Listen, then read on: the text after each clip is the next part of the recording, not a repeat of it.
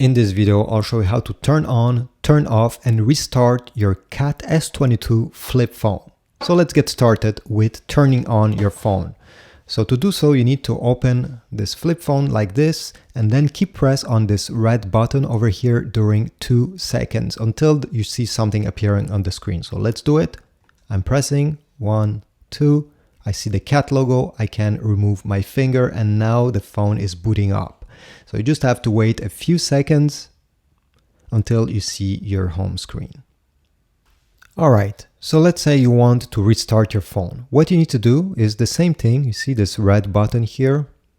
Just keep it pressed during 1 second. You'll have this menu appearing on the top of the screen, and you'll have power off in the middle. Just tap on it to power your phone off, and restart on the top right corner. Simply press on it and the phone will be restarting. You don't need to press anything at this point. You just have to wait. The phone will shut down and power on back again. So if you're experiencing some issues with your phone, this could solve the problem. If this was helpful, please leave a like, comment down below, and I'll see you in the next video.